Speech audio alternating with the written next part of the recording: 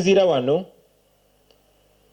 okutegeeza Mwami Museveni ne banne nti tetubatya ekisooka.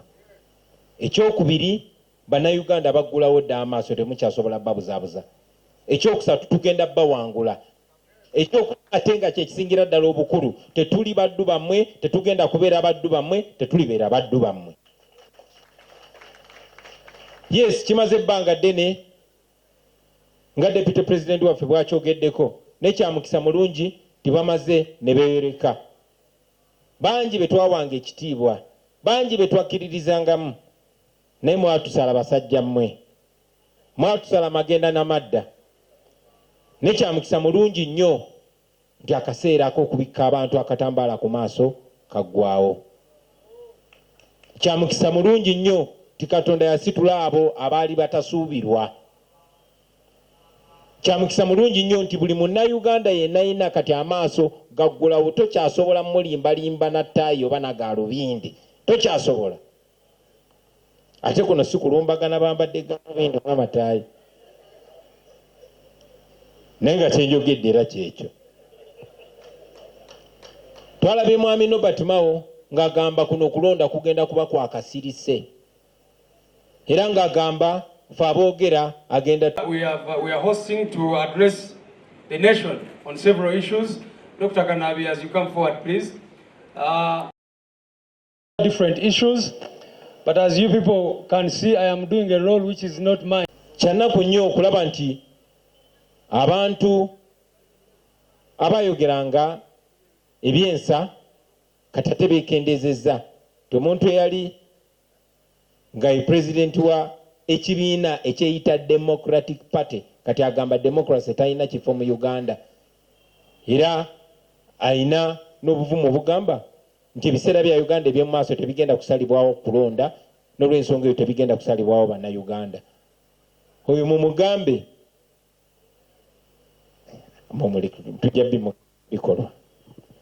Bassebo ne bannyabo, njagala okuwa obubaka buno eri bannayuganda bannaffe mwenna nti muli ku lwammwe, tuli ku lwaffe.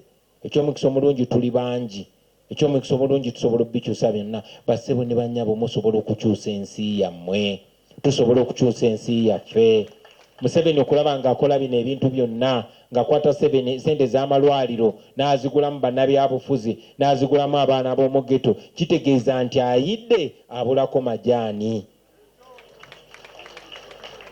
Buli bwe mulaba nga batulwanyisa nnyo, mumanye nti tukutte awatuufu. Bwe mulaba basiba, mumanya nti banoonyaamu abatuufu.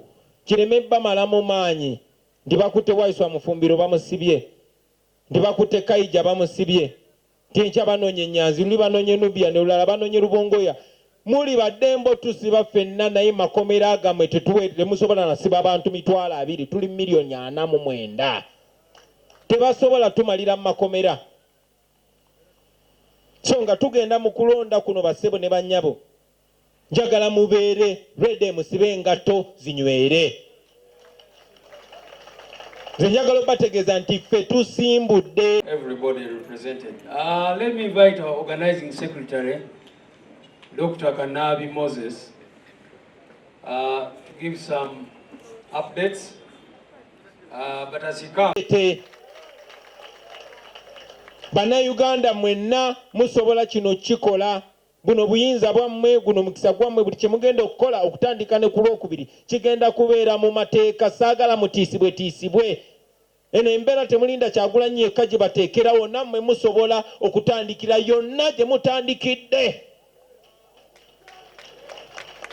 Gwe yeetegese okubeera sireevu, tetuli mikwano gyo. Gwe yeetegese okubeera sireevu, tetuli naawe, genda ewaka. Oyo atya ekkomera, bino biveemu, bino bya ddala, ffe tugenda mu bya ddala.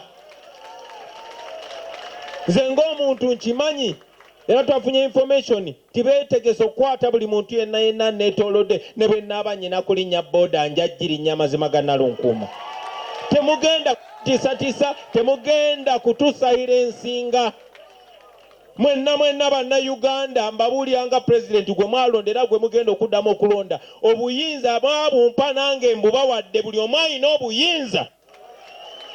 bano abantu babalinaako buyinza tebabatiisatiisa, temutiisibwatiisibwa ne bano bapolitician be baaguze tebalina gwe boogerera mweyogerera, tebalina gwe bakiikirira mwekiikirira.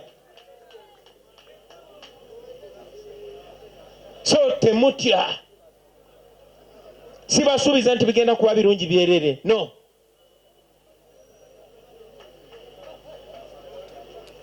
Kuno okulonda kugenda kuba kwa ntuuyo, kugenda kuba kwa maziga.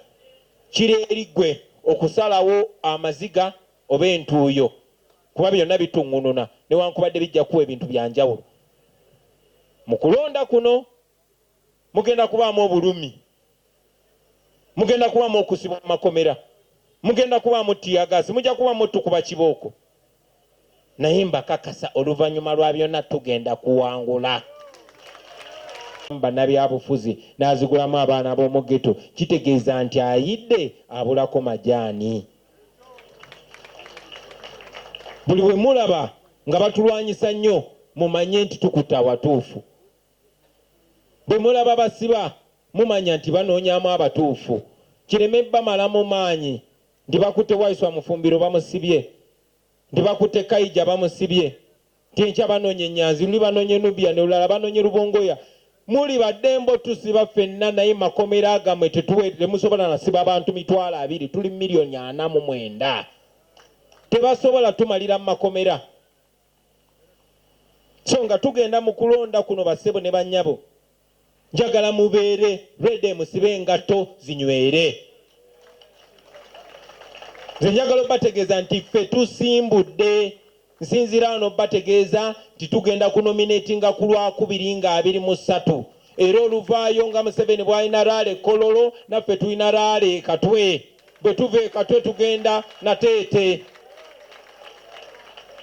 Bannayuganda mwenna musobola kino kikola. Buno buyinza bwammwe, guno mukisa gwammwe, buli kye mugenda okukola okutandika ne ku Lwokubiri kigenda kubeera mu mateeka. Saagala mutiisibwe. Eno embeera temulinda Kyagulanyi yekka gye bateekerawo, nammwe musobola okutandikira yonna gye mutandikidde. Gwe yeetegese okubeera sireevu tetuli mikwano gyo. Gwe yeetegese okubeera sireevu tetuli naawe, genda ewaka. Oyo atya ekkomera bino biveemu, bino bya ddala, ffe tugenda mu bya ddala.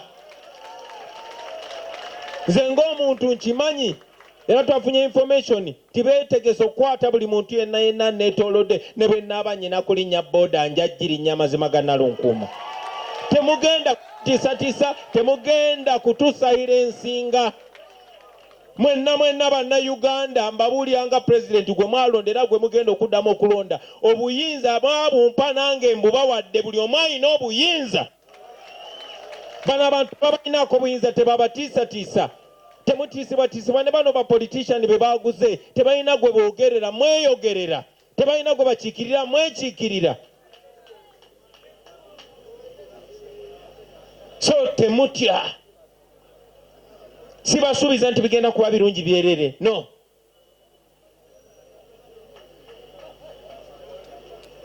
Kuno okulonda kugenda kuba kwa ntuuyo, kugenda kuba kwa maziga. Kiri eri ggwe okusalawo amaziga oba entuuyo, kuba byonna bituŋŋununa newankubadde bijja kuwa ebintu bya njawulo. Mu kulonda kuno mugenda kubaamu obulumi, mugenda kubaamu okusibwa mu makomera, mugenda kubaamu tiyagasi, mujja kubaamu tukuba kibooko. Naye mbakakasa oluvannyuma lwa byonna tugenda kuwangula.